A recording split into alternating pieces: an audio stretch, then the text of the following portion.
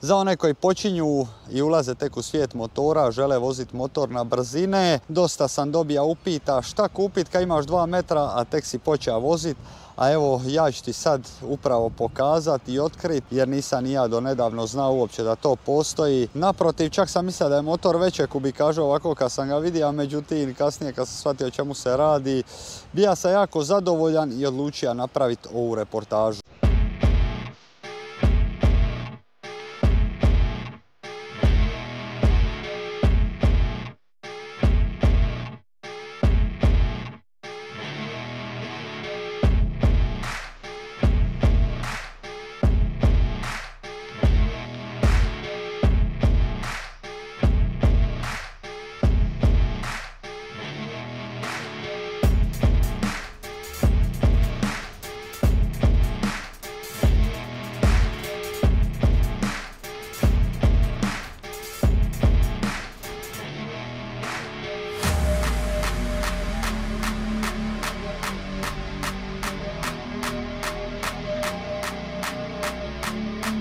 Današnju emisiju omogućio vam je Moto Expert.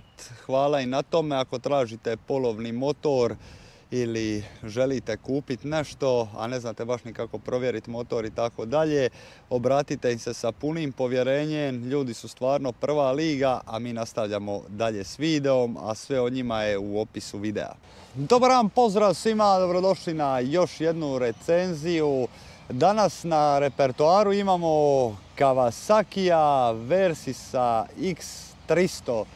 Da, dobro ste čuli i vidjeli, ovo je motor od 300 kubika, namijenjen za one malog višeg rasta, a i nemate se čega sramiti sa ovim motorom. Red na 2 cilindrića, 40 konja, neki kažu 39, ja mislim da to uopće nije loše za nekakav početak. Ide u nekakvu klasu sa V-Stromom 250 i GS-om 310, 26 Nm okretnog momenta, 175 kg, znači lagan, 300 kubika, mali potrošač, 17 litara, jako velik rezervar. Visina sjedišta 81,5 cm, šta naravno znači da je dobar za visoke ljude, ali nije nužno samo visina sjedišta bitna za visoke vozače. Važno je da tu ima gore nešto i da je položaj sjedenja dobar, i meni se ovo na prvu jako sviđa, jer nekad možete vi imati visoko sjedište, ali jednostavno onda stršite kad imate 2 metra iznad motora. Ja sa 190, evo ovako, skoro ispružena noga, mali kut savijenosti. Tako da mislim da je ovo dosta dobro i da će uvelike pomoći visokim ljudima da odaberu svoj prvi motor na brzine A2 kategorije. Dimenzije kola: naprijed širina 100, natrag 130, naprijed 19 cola, straga 17 cola. Znači možemo ga odvesti na neki off-road, odmah ovako za neki teški off-road nije, niti ima opciju isključivanja ABS-a. Ali to se sve može manualno isključiti. A ja bi više prestao s pričom, ajmo poslušati zvuk ovoga motora pa se idemo malo provozati. Upali ga! Jessan! A upali motor! Jessan! Da, ovo se stvarno uopće ne sve ništa. Eto, skroz tiho. Kako bi naši čikature rekao.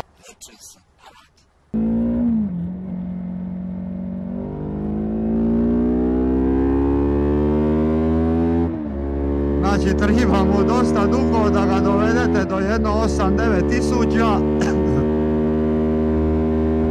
Ali sve u svemu, lipo se on ponaša, čak nema puno vitra u glavi, 300 kubika ima 6 brzina, to mi je super. Ruke su mi opuštene, znači nisu mi napete niti malo. Za naučit se vozit, mislim da ovo uopće nije loše.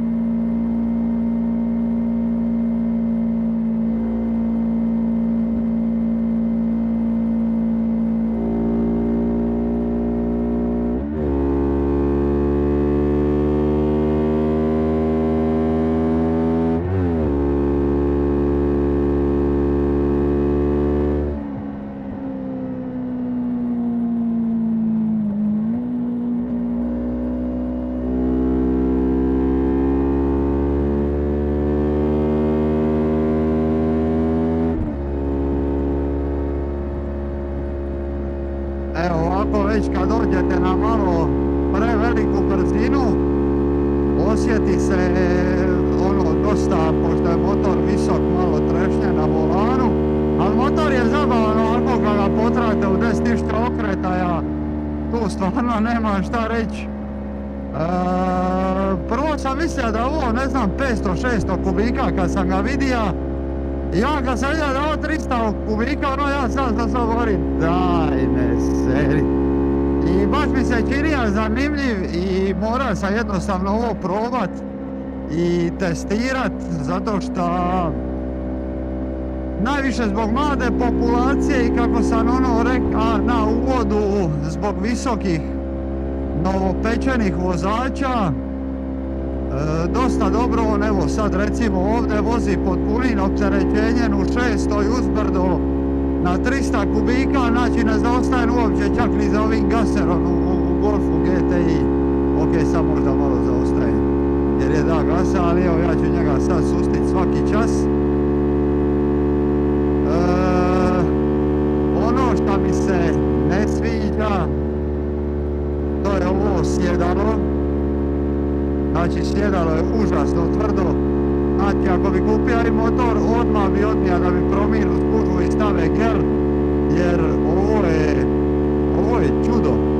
Ne čuje se apsolutno motor ništa, zato možda sad i slušate vjetar, jer jednostavno snimač zvuka koji je upravo sad kraj auspuha. Znači ja samo čujem mašinu, ja uopće ne čujem taj snimač zvuka. Na kraju krajeva ovo je opet visokoturažna mašina. Ima 14, to jest piše 15, ali vjerojatno vrti do 13.500 okreta, neka vrti 14. To je dosta i jednostavno da bi on se vozija, treba ga malo digniti u te visoke okretaje.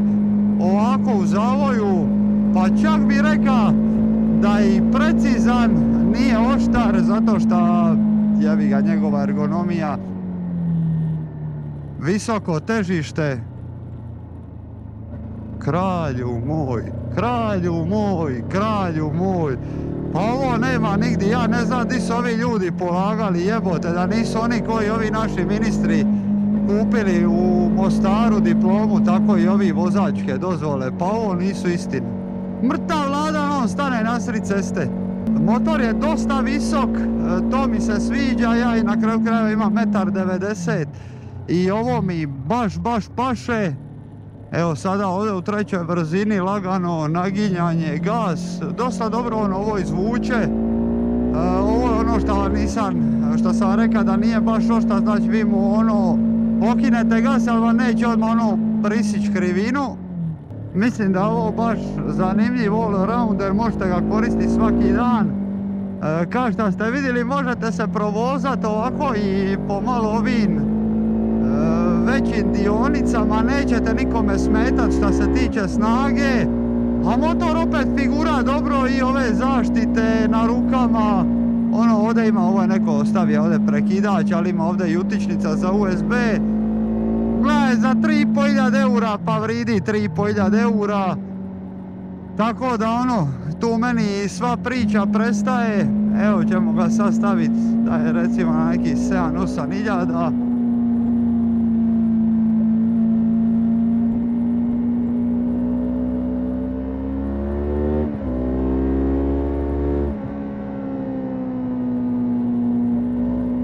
Na kraju ove okuke najbrže prođem s ovim slabijim motorima, ali ovdje nema šta nego samo daj pun gas. Mislim, nema šta nego oboriš ga i to je to. Mana je također za ove koji misle ići na off-road, šta ne možete prebacivati ABS, to je malo šteta, ali sad ćemo za svaku tu štetu ima i lijeka. Može se isključiti manualno. Ajmo sad vidite ovako kad malo naglije kočenje. Znači ove sve držim pun gas, da vidimo ovdje. Dosta dobro, evo bez brzina, bez ičega. Lipo je za brenza. Malo jesu spužvastije kočnice, ali su dosta dobre.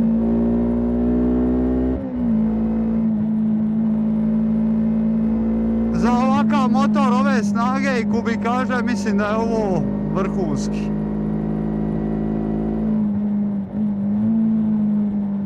Za početnika, za naučit se sa ovim težištem i svime skupa jako dobro. Ajmo ću vidjeti ovdje. Pa lipo, dosta lipo. Znači baš mali touring motorić. Još jedna mana koju bi ja naveo, to su vibracije, to mi je nekako kao očekivano, s obzirom da je motor od 300 kubika, a ima stvarno puno okretaja. Doduše, jesu tu radili na možda malo novijim modelima, one prepravke sa radilicom gdje su stavljali onaj uteg, ali i dalje se osjeti ta vibracija. Mjenjač klasično Kawasaki tvrd, ali precizan. A kumplug, ljudi moji, znači ja nikad u životu, ja sam mislio prvi put kad sam pritisak kumplug da mi je pukla sajla, koliko je ovo lagano. Znači vidio, doslovno jednim prstom, i to mogu i mali ovdje čak pritiska kumplug koliko je mekan. Tako da to mi se sviđa, baš je lipo i nije mi lošan instrument, tabla. Ovo je ono što bi ja rekao da je u stvari commuter bike. Znači možete ga koristiti za svaki dan, možete ići na vikend vožnju sa njim, možete otići na off-road. Jako agilan, lagan, a vrhunski mi je ovaj osjećaj što imate osjećaj stvarno da vozite pravi veliki motor, i to mislim da će se mlađoj populaciji jako svidit. Ja iskreno dok nisam vidio u našeg Moto Experta ovaj motor, ja uopće nisam znao da ovako nešto postoji. Kad vidio sam da piše Versys, sam mislio da je ovo neki malo veća kubikaža. Ali za ovako 40 konja neće vam fali gasa za nigdi. Malo ove vibracije jesu iritantne, ali to je se događa ovo kad se malo mašina razvrti na 6-7 tisuća. I to ih osjećate najviše na nogama, na rukama uopće nema vibracija, bar ih ja ne osjećam. Ovo je savršena situacija kad treba usporiti. Znači bez obzira što oni svi stoje i čekaju mene, ja isto lagano usporim. Ne košta me ništa jer ne znam u kakvim su ovi u autima problemima. Tako da uvijek bolje usporiti, čak i u gradu kad se vozi na zeleno svitlo. Ja isto prikočim, pogledam livo desno, jer ljudi znaju nekad biti stvarno zanešeni. I ovo čak lipo ovako i ove malo oštrije zavoje dosta dobro to odrađuje. Malo mi možda puše na ramenima, ali to nije ništa strašno s obzirom na kategoriju, motora i to sve. Za svoju klasu imate, ne znam, V-Stroma 250. Ovo mi je dosta veće od V-Stroma 250, s ovim možete malo lakše i na makadam, jer je V-Strom 250 s onim običnim felgama. Također imamo BMW GS 310, ali to je već malo drugi cjenovni ranga i ne mogu ništa reći jer nisam ga iskreno ni vozija. Tako da, eto, to je to. Evo smo došli do kraja i još jedne recenzije.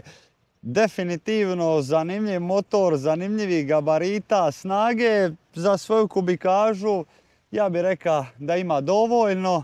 Ajmo prvo proći stvari koje su mi se svidile, a onda naravno i one negativne, jer mi uvijek imamo nešto za žugati. Prva stvar koja mi se svidjela, znači motor je strašno lagan i agilan.